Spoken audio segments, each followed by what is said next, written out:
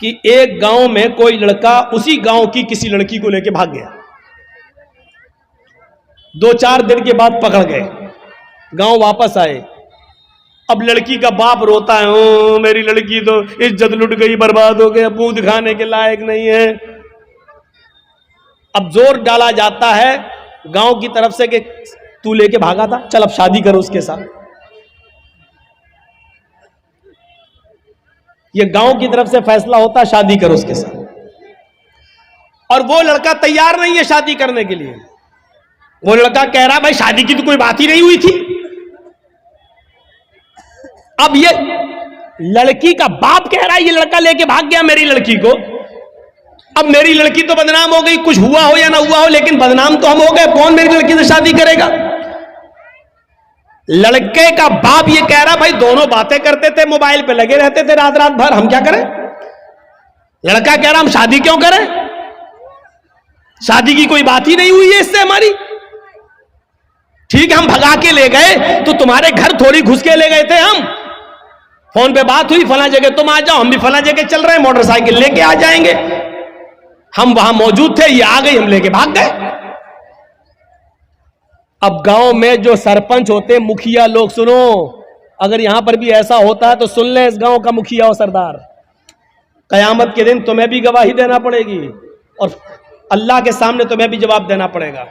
अब क्या होता है, अच्छा ठीक है तू शादी नहीं करेगा, नहीं, अब उस लड़की का तो इज्जत खराब हो गई, हाँ तो क्या हुआ, चल 5 लाख रुपए जुर्माना देगा लड़का वाला लड़की को। अबे तेरे बाप का फैसला है।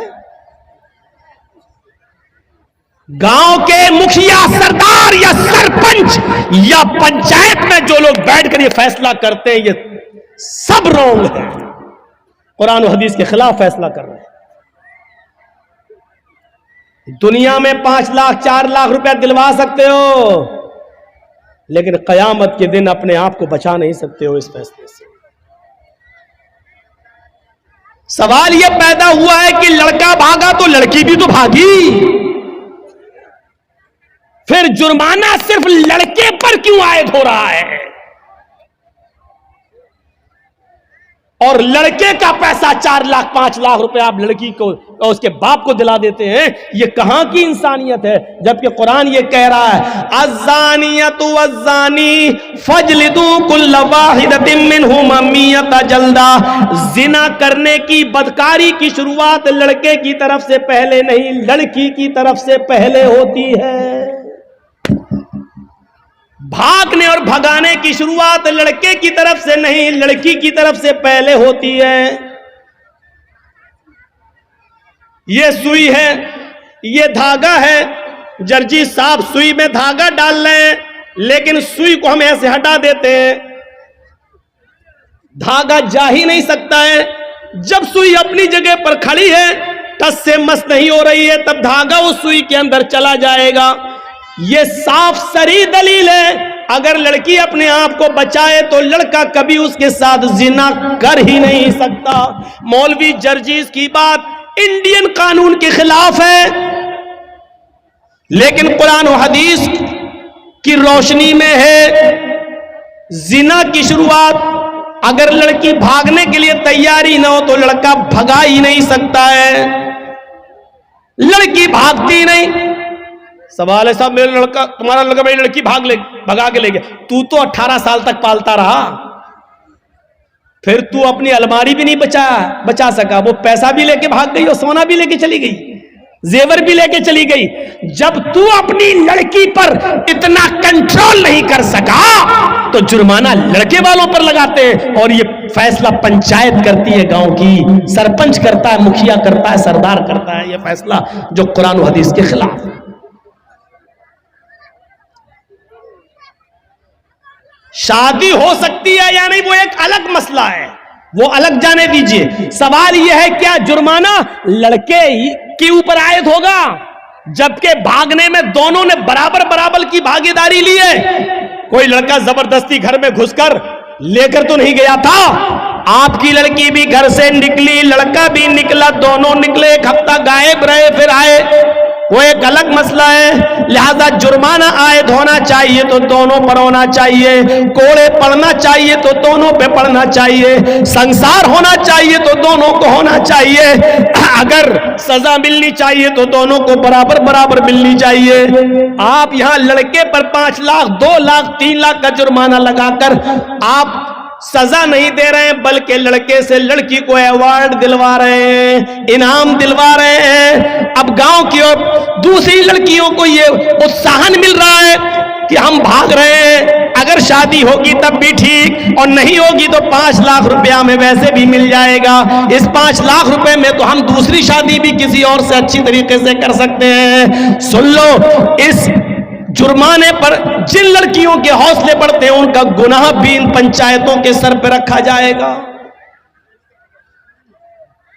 वला यजरिमन्नकुम शनानु कौमिन अला अल्ला तादिलू, किसी कौम की दुश्मनी तुम्हें इस बात पर मजबूर न कर दे कि तुम अदल न करो, फैसला न करो, ऐसा नहीं होना चाहिए। ए दिलो हुआ अक़रबु लित्तक़वा, हर हाल में इंसाफ करना, हर हाल में सच्ची बात कहना, चाहे वो किसी के भी खिलाफ हो। हजरत अली रजी अल्लाह ताला अन्हु की एक जिरा क्या होती है आपको बताऊं? जिरा होती है, जंग में जब लड़ा जाता था तो एक लोहे की कमीज की तरह या कुर्ते की तरह एक वो होता था, वो अपने गले में डाल लिया जाता था ताकि दुश्मन का तीर सीने में न लगे, उस लोहे पर लग जाए। तीर आए, खंजर आए, तलवार आए तो वो लोहे पर लगे, तो उसको बोलते थे जिरा। तो जंग में जाते थे तो जिरा पहन लेते थे साहबा। हजरत अली की भी एक जिरा थी जो घर के बाहर रखी हुई थी। हजरत अली अंदर चले गए, जिरा बाहर रखी रही। जब घर से बाहर आए तो जिरा गायब हो गई। पानी है? ठीक है, चलो आज पी लेता हूं।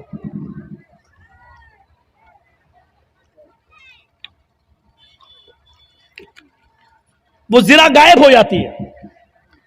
और सुनिए,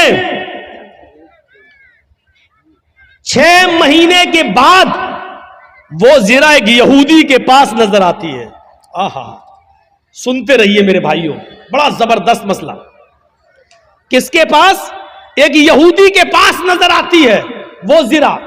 हजरत अली ने उस यहूदी से कहा, ये जिरा मेरी है। और हजरत अली कौन है? अमीरुल मोमिनीन। अमीरुल मोमिनीन समझ रहे हो ना? उसको समझाने के लिए बोल दूं, चीफ मिनिस्टर।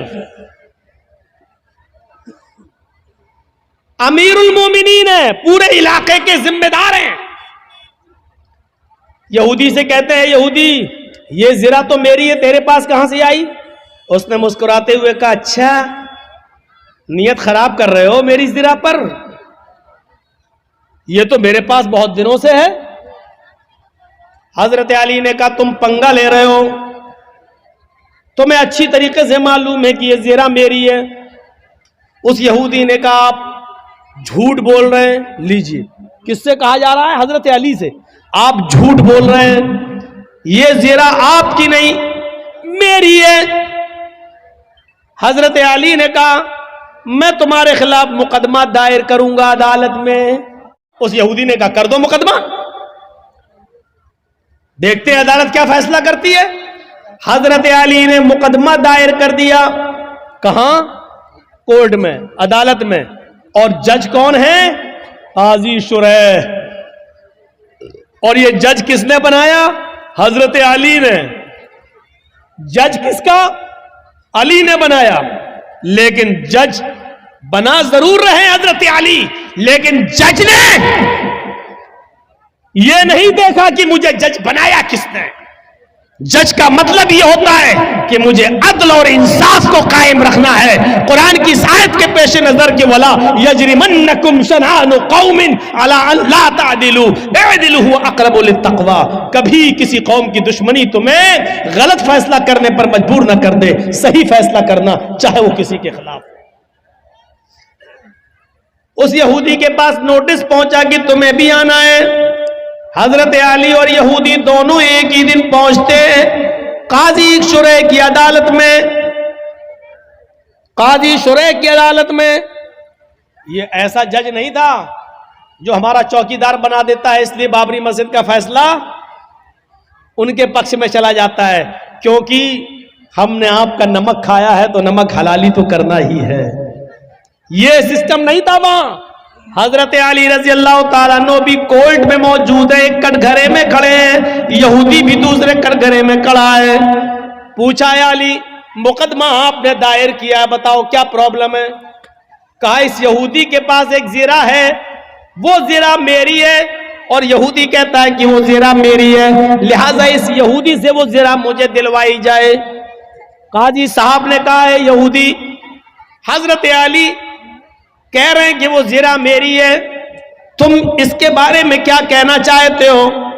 उस यहूदी ने कहा हजरत अली झूठ बोल रहे हैं, ज़िरा मेरी है, इस वक्त मेरे पास है, मैं अदालत के बाहर रख कर आया हूं। काजी ने हजरत अली से कहा अली, ये शख्स कह रहा वो ज़िरा मेरी है, तुम कह रहे हो मेरी है, अभी ज़िरा तो इस यहूदी के पास ही रहेगी, क्योंकि उसका मालिक वो है, अभी उसके पास है। लेकिन मुझे ये बताओ कि अगर वो ज़िरा तुम्हारी है तो तुम्हारे पास कोई गवाह है या नहीं? उस गवाह को बुलाओ, मैं उससे पूछूं उस ज़िरा में क्या क्या तुमने देखा है और किस बुनियाद पर कहते हो कि वो अली की ज़िरा है। हजरत अली ने कहा हाँ गवाह है। कहा कौन? कहा है। कहा उस गवाह को बुलाओ। जब गवाह को बुलाया गया तो वो गवाह हजरत अली के बेटे हजरत हसन थे। वो कटघरे में खड़े हुए और गवाही देने लगे, अय काजी साहब, ये मेरे अब्बू की ज़िरा है और मैं ज़िरा को अच्छी तरह पहचानता हूं, मेरे बाप कभी झूठ नहीं बोले, लिहाजा ये ज़िरा मेरे अब्बू की है, मैं गवाही देता हूं इस ज़िरा को यहूदी से लेकर मेरे बाप को दिलवाया जाए। काजी साहब का फैसला सुनिए, काजी साहब का फैसला सुनिए। काजी साहब कहते हैं अमीरुल मोमिनीन से, आए अली जी, आपकी गवाही आपके बेटे ने दी और शरीयत बाप के हक में बेटे की गवाही मोतबर नहीं मानती है। शरीयत कहती है, कुरान और हदीस कहती है, बाप की गवाही अगर बेटा दे तो उस गवाही को नहीं माना जाएगा, क्योंकि बेटा अपने बाप के खिलाफ बोलता ही नहीं है, वो अपने बाप की हिमायती में बोलता है। लिहाजा कोई दूसरा गवाह लाओ, आपके बेटे की गवाही शरीयत के मुताबिक कबूल नहीं। हजरत अली ने कहा एक दूसरा गवाह भी है मेरे पास। अपने गुलाम को बुलाया। जब गुलाम कटघरे में आता है, हजरत अली ने कहा ये मेरा गवाह है। गुलाम ने गवाही दी कि ये ज़िरा अली की है, हमारे आका की है। हजरत जज साहब ने पूछा काजी साहब ने कि तुम कौन हो? कहा मैं इनका गुलाम हूं। फरमाया कंबर नाम है मेरा, मैं इनका गुलाम हूं। कहा है अली, शरीयत कहती है मालिक के हक में गुलाम की गवाही भी कबूल नहीं की जाती है, क्योंकि गुलाम अपने आका के खिलाफ, अपने मालिक के खिलाफ बोलता ही नहीं है। उसके ऊपर अपने मालिक का प्रेशर होता है, वो जानता है कि अगर अपने मालिक के फेवर में नहीं बोला तो घर मार खाएंगे, हमें मारा जाएगा, सताया जाएगा। लिहाजा मालिक के हक में गुलाम की गवाही भी कबूल नहीं। ऐ अली, मुअज़्ज़रत के साथ